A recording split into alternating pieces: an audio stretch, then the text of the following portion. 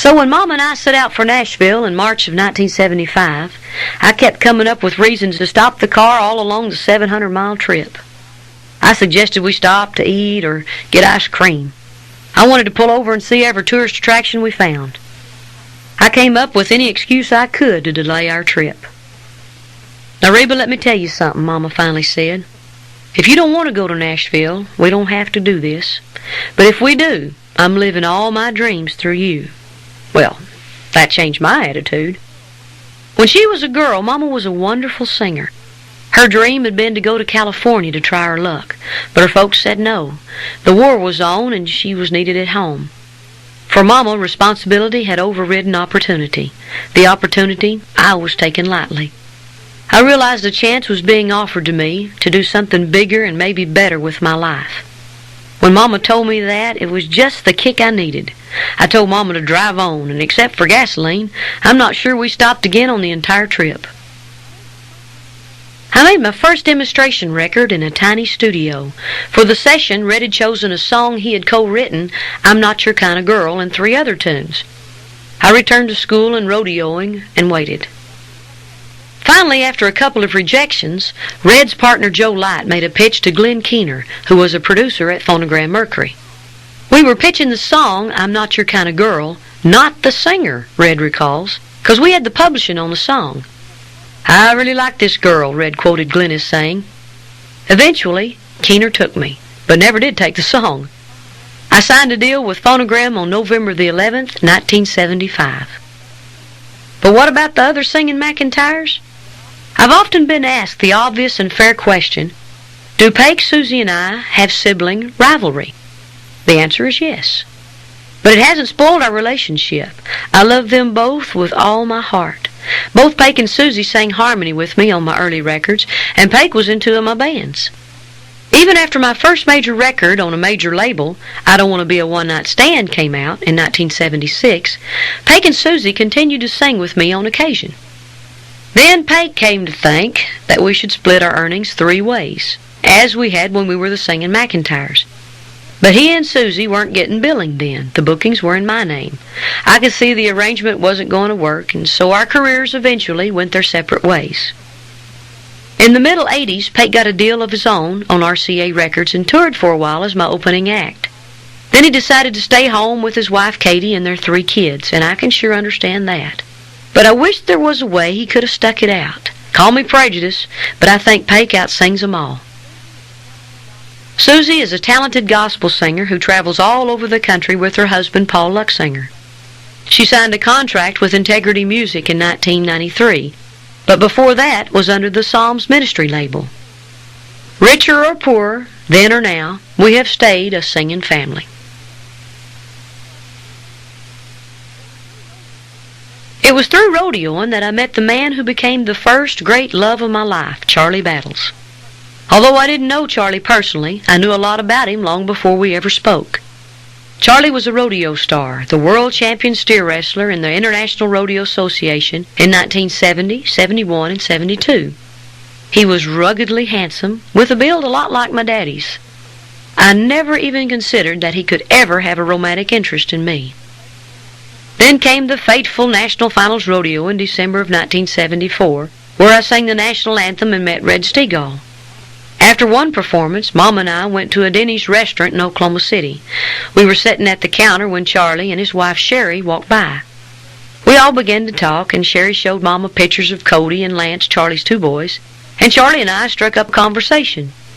I don't even remember what was said. I know Charlie didn't say a lot. He never did. 3 months later, I went with Pake to a rodeo in San Angelo, Texas.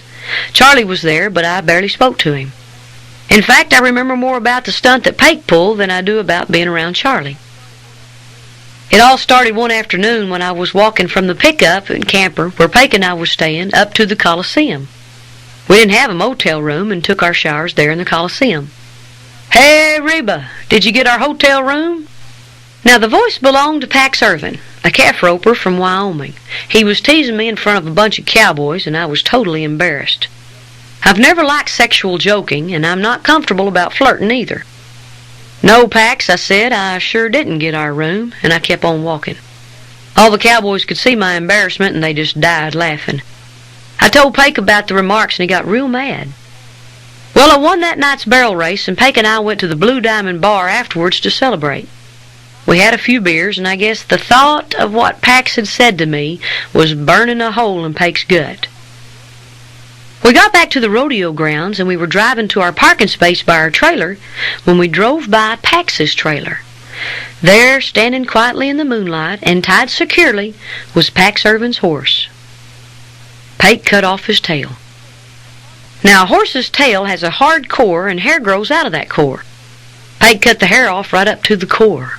Horse hair's real tough. It's used to make fiddle bows. So Pake, using only a pocket knife, had to saw and saw on the tail.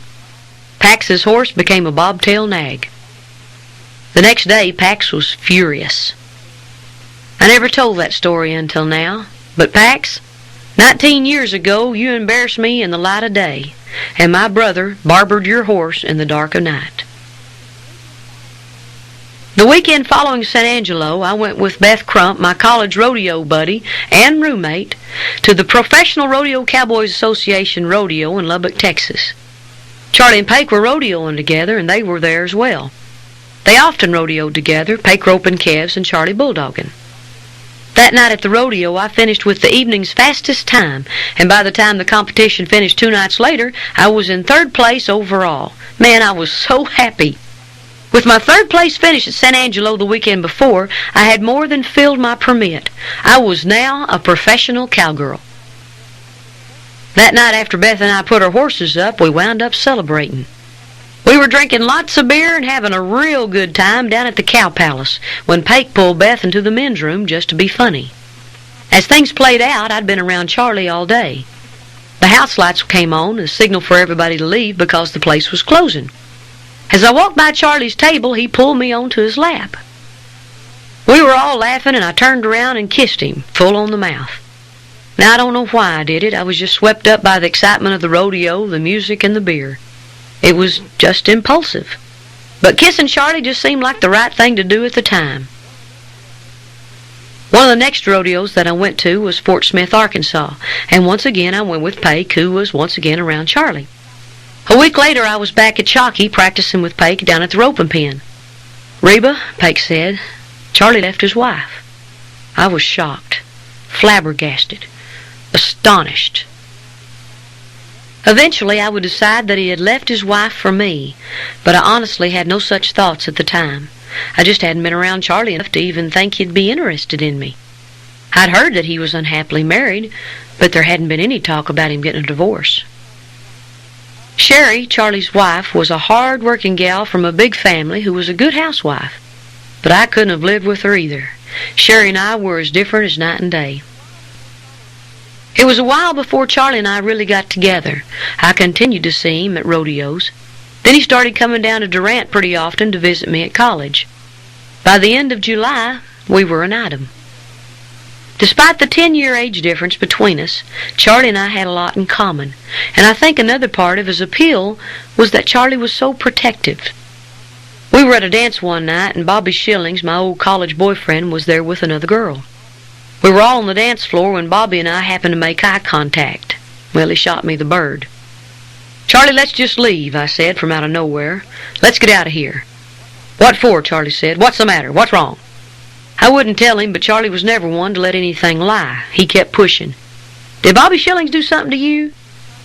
I didn't say anything until Charlie and I reached the pickup.